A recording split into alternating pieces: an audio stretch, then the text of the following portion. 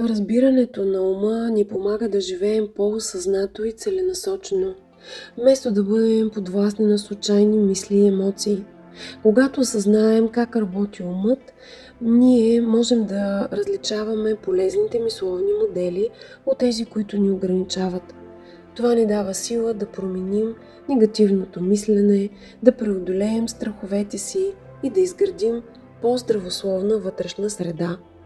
Осъзнаването на мисловния процес ни позволява да трансформираме вътрешния диалог и да заменим самокритиката с подкрепа и мотивация. И в крайна сметка, когато разберем ума си, ние поемаме контрол над живота си, вместо да бъдем водени от несъзнателни реакции. Това знание ни дава свободата да изграждаме живота, който наистина желаем. Нека опознаем нашите мисли на тема «Моето личностно развитие през 2025 година».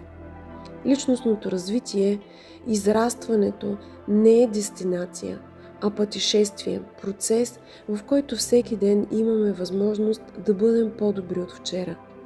И за това е много важно да опознаем нашите мисли по тази тема. Да настроим ума в посока, която ще е продуктивна за нас и ще направи живота ни приятен, осъзнат и ползотворен. За всички, които са готови да работят върху себе си и личното си развитие, за всички, които искат да опознават ума си, новата практика Мисловен градинар е налична в сайта.